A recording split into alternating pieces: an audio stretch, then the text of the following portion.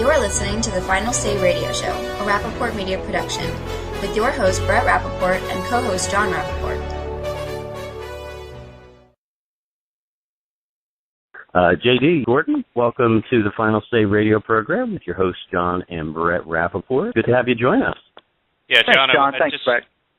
Well, I just want to mention some of the things that you've done, JD, because as we're honoring our veterans on the program today and all that you guys have done, not only are you a retired Navy commander, but you've served as a Pentagon spokesman from 2005 to 2009, and you're representing today as Executive Director of Protect Americans Today. And this just incredibly challenging and difficult to understand issue of how we are not providing the benefits which were promised to our veterans and why we would have long wait lists and other scandalous items as well that wouldn't follow through on a promise, especially when we expect so much from our veterans, and it's the least we could do, isn't it, JD? It is, Brett. Thank you to you and John for having me on the show today. I do appreciate it. Well, in my opinion, there are really two main things everybody has to know about the VA scandal. And the first one is that President Obama has a deeply flawed sense of priorities. As I wrote in my Fox News opinion column this weekend, al-Qaeda terrorists at Guantanamo treated better than veterans. The Joint Task Force at Guantanamo has about 100 doctors, nurses, and support staff. Now, they serve exclusively just over 150 detainees. There's no waiting list. These detainees get top-notch medical care 24/7. Even Khalid Sheikh Mohammed, the ringleader of 9/11, and the four other co-plotters for 9/11, they get top-notch medical care. As soon as they get ill, as soon as they're not feeling well, there's no waiting list. They're seen the same day. And that's a ratio of 1.51 healthcare providers to patients. I was the Pentagon spokesman, as we've mentioned. I visited Guantanamo over 30 times. I've seen it with my own eyes. Meanwhile, the VA is 267,000 federal workers, and they treat 9 million veterans in the healthcare system. That's a ratio of 35-1. Furthermore, there's a 21 million veterans total in this country. So if somebody was to use that comparison, it would be 75-1. So it's really outrageous when you have 40 veterans dying in the Phoenix area alone, waiting to see a doctor. Some of them waited months, if not years, to be seen. And I tell you, these secret wait lists to cook the books in an attempt to cover their tracks and show that veterans are seen within 14 days are apparently prevalent at VA hospitals around the country, at least 7 of them. And my second big takeaway is the VA is government gone wild, big government gone wild. And what do I mean by that? Well, public sector unions have made it practically impossible to fire government civil service workers. There aren't too many incentives for civil service workers to perform since they can't get fired. And also, promotions are very slow, and they're based on seniority, and the worst guys are paid as good as the best guys. I was a career naval officer for 20 years. I'm a retired Navy commander. Some of the best workers I've seen in my life were civil service workers. But at the same time, some of the worst were also civil service. It was, frankly, a lot easier to transfer the bad ones who weren't doing their jobs than fire them because the union had their back. If you wanted to fire somebody, it would take a year or more. Then there'd be all these counseling sessions, performance monitoring, review. Meanwhile, the person's disruptive the whole time. So it's easier just to transfer them and get rid of them when they still would keep their job. So there's very little incentive. So the other thing that's interesting is even though President Obama brags about the fact that he increased funding for the VA during his presidency, hasn't made a hill of beans worth of difference. It's a good lesson to show that just because the White House throws more of our taxpayer dollars at something doesn't mean it's going to get solved or going to get better. And the attitude at the VA is basically like the DMV. It's not the customer's right. It's more like, take a number, we'll get to you when we can. Meanwhile, in the VA, they've got a sense of entitlement. They're quick to reward bonuses, deserved or not. As long as somebody knows the paperwork drill, they can get a bonus. Let me tell you, there were 12,000 bonuses totaling over $8.7 million at the 7 troubled VA hospitals in the last 3 years. Executives have to be held to account, and I think the first person that should be fired is General Shinseki. Absolutely, JD. That was a great overview, and you're spot on.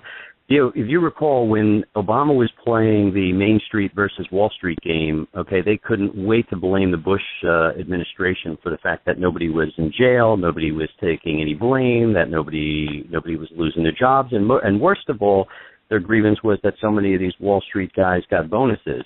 Now, I want to just make note that your organization, Protect America Today, serves a really terrific purpose because you're looking at changing Washington to make it much more effective so that we could focus on our broken economy, so that we can ensure that our national defense is taken care of, that military is a top priority. And one of the things that you guys are big behind, to me, is promote a foreign policy that makes sense, actually have a national strategic foreign policy. So I want to touch on these things where I think these two things come together. First, as you pointed out, this is perhaps one of the worst of all the scandals that have gone on, because in this case, we are actually punishing the very same people who we owe the highest debt of gratitude. And how apropos, maybe it was a good thing that this actually came out right before Memorial Day, so that we could understand that, we have many people dying here at home, not necessarily abroad, and the idea of leave no soldier behind seems to get lost in the administrative bureaucracy.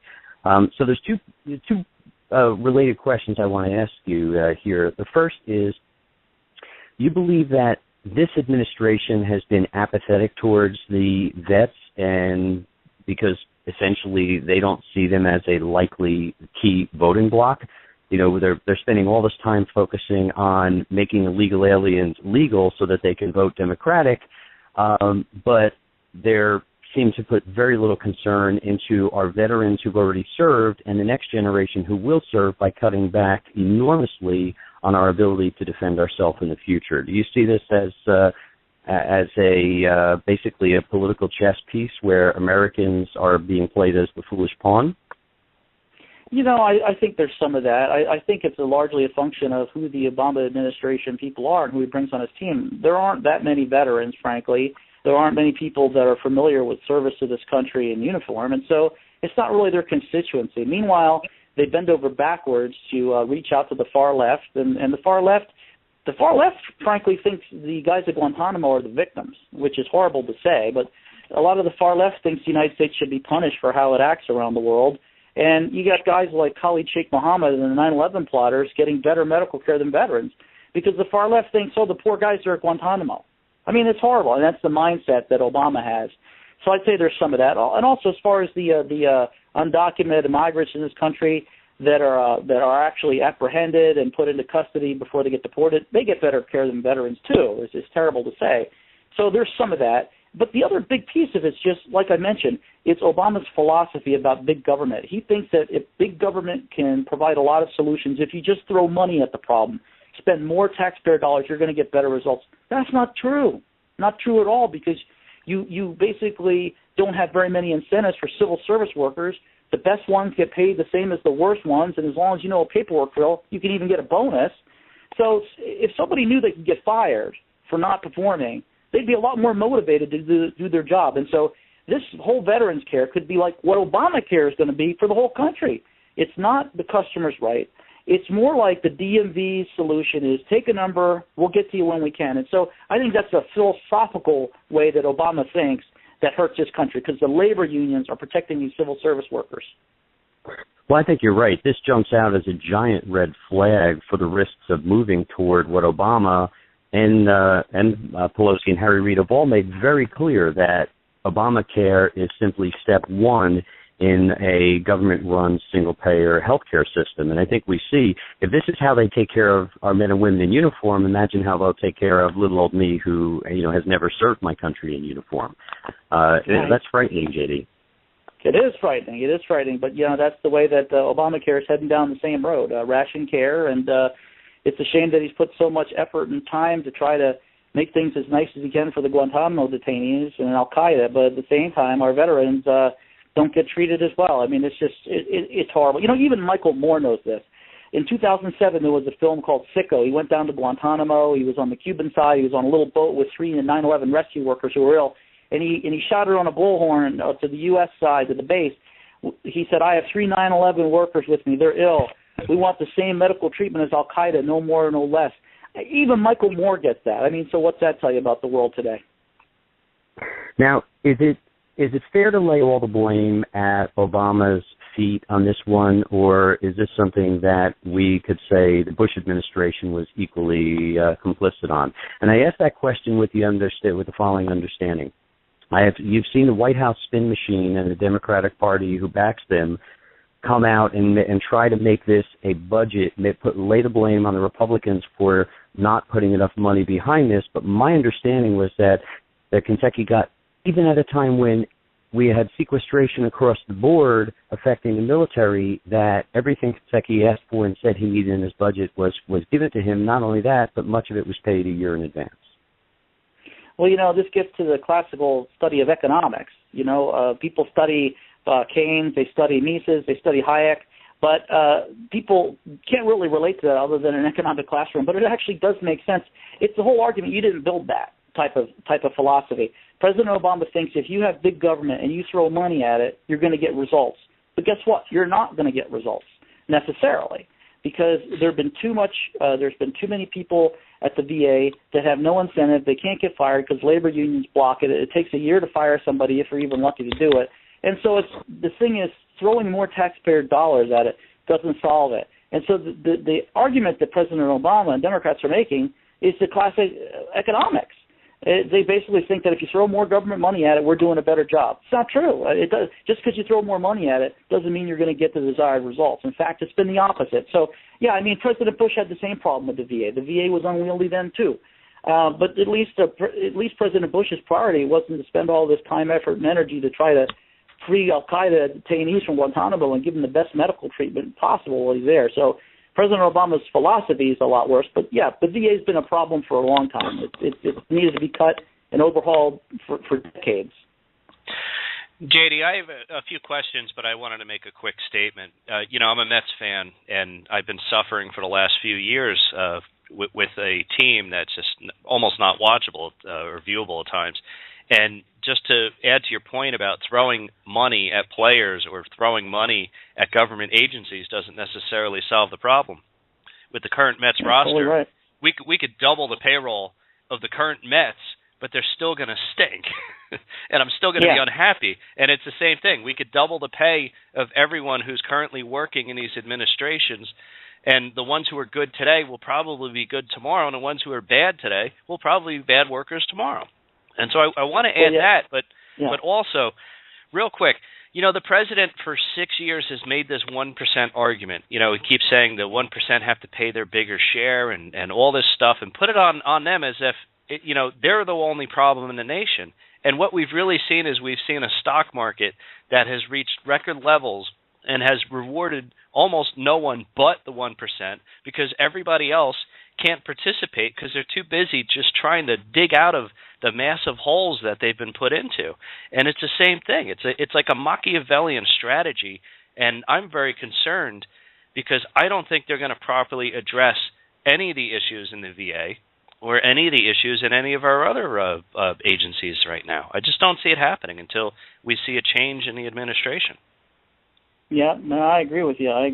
It's pretty bad, that's for sure. And again, it goes to big government. If you're a big believer that big government can solve things, and you're the type that thinks, well, the VA is just they're busy because we had all these wounded warriors and they weren't getting paid. They weren't getting enough funding during the Bush years. That's just all a canard. If you actually study economics, people have to have incentives. If they are going to produce, they have to have incentives if they're going to get fired. I like the Mets analogy. You could say the same for the Yankees a lot of times too. Highest paid team. But they have 10 times more incentive. They can get fired tomorrow. Civil service guys, you're talking about a year. If you can even fire them, it's easier just to transfer them. So the whole system's not set up efficiently. It's not market-based. It's big government-based. And we've seen that big government doesn't work. It's like one big DMV treating people. No wonder why we have people dying on these secret waiting lists. It's just horrible.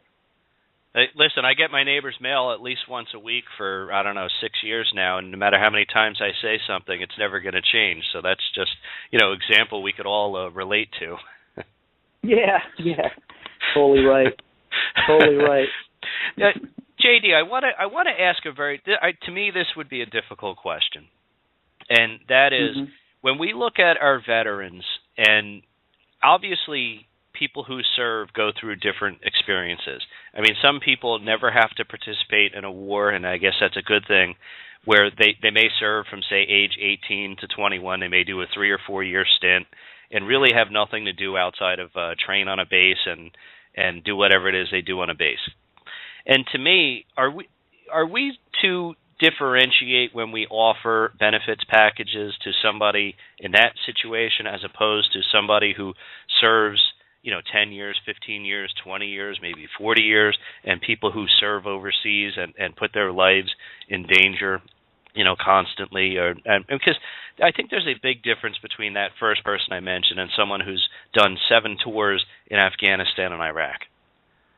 Yeah, I think that it's important to take a look at what a person brings to the table and what they're doing and how well they're performing, whether they're in the military or whether they're a federal civil service or contractor or just in private practice, I think in the private sector. So I think it's important to take a look at what the people are doing, how they're performing, and just the government civil service system is not efficient. Before 9/11, let me give you one example. There were 650,000 civil service employees working at DoD. After 9/11 today, we have 800,000. And we don't have the needs for all these civil service workers at all. But yet they're draining military budgets. A lot of them are collecting a paycheck. Some don't even show up. When I worked at the Pentagon, I could tell you, even though I'm not for defense budget cuts in general, there can be some trimming. I can tell you at least 5% of the people, there's 23,000 at the Pentagon. 5% of them, you wouldn't even know they were there on any given day. They could be let go tomorrow or phased out over a year, the civil service. It wouldn't make zero difference. So there are ways to cut back, and I think the VA, frankly, should be cut in staff. And then it has to be you have to be able to hold people accountable and fire them if they're not getting the job done. If in the military, a person's not getting the job done, they get fired. In fact, President Obama's got this purge of the military where he's fired 200 admirals, generals, captains, colonels. That's the most ever since World War II by a president. And these guys get fired for anything from fake poker chip allegations to allegations of impropriety, or as long as there's a hint, without due process, the Obama administration is quick to hammer these guys. And so those are the people that can get fired quickly, the military. I know this is a little off topic what you just mentioned, but that is incredibly alarming because we don't know if, with this purge of commanders that we've seen leave, on different levels, but are we losing some of our better generals, some of our better colonels and majors and battle-tested veterans in these purges? Yeah. Oh, yeah, 200. We're talking about 4-star ranked officers, 4 stars, 3 stars, 2 stars, and captains, colonels, commanders, people in charge of large groups of military personnel. And what's replacing them? Commanders of ships. Well, people come up through the ranks, but today it's almost like with all these hotline calls, these guys are the hunted ones. It's ironic that the military guys are the ones that have to watch themselves like worse, more than ever in history. Patton, MacArthur, they had mistresses in those days, but that was private business in those days. Today it's not. I mean, General Allen, the commander, the Marine commander who was in charge of our U.S. force in Afghanistan, 4-star general, he had these emails going back and forth to a social coordinator back in Florida and Tampa, and he called her dear and everything, and that was, the worst thing we've ever heard out of Afghanistan all of a sudden. And he gets relieved, and he doesn't get a chance to become the NATO commander because of, some silliness like that. And so the military's under the microscope. President Obama and his administration will hammer them at every opportunity. Yet for Al-Qaeda, they bend over backwards. They released so many guys that went back to the fight. Nearly 1/3 of the guys that left Guantanamo have returned to terrorism. Leaders of Al-Qaeda in Yemen, leaders of the Taliban in Afghanistan and Pakistan. These guys get great health care. I'll be on Sean Hannity's radio show 5, and I'm talking about how well the detainees have it there. I mean, you wouldn't believe it. JD, in light of the Benghazi cover-up, one of the very important things that needs to be pointed out here is CNN themselves said they did a very thorough background check before Dr. Foote, who was the whistleblower here, and now, of course, more whistleblowers have come out. But he was thoroughly checked. So this is not something, they will try, but this is not something that the left could easily claim is a Republican scandal. With that in mind, and before we get ready to close you out here, do you believe that we'll see criminal charges come down the pipe here? I mean, real people died, from malfeasance here. As far as I'm concerned, there ought to be some orange pinstripe jumpsuits being worn. I do think so, because it's just horrific. It's one of the biggest disgraces in our country, actually, these secret lists. And, Guys, patriots waiting 100 days, a year to be seen and dying. It's just terrible. People should be held to account, and I believe there should be criminal charges against the people who made those secret lists and who covered them up. So yes, I do think that will happen. Well, we'll probably have to get around Eric Holder in order for that to happen. But from your lips to God's ears, let's hope that's the case, J.D. Gordon. J.D., thanks so much for joining us on the show today. If you would, please let our fan base know where they could reach you in your organization. Thanks, Brett and John. My organization is Protect America Today, and we can be found at www.protectamericatoday.com. J.D., again, thanks so much for joining us. Thank you for serving your country both in uniform and continuing to do so afterwards. We'll look forward to having you on again, my friend. Thanks, Brett and John. I appreciate it, guys. All right, take care.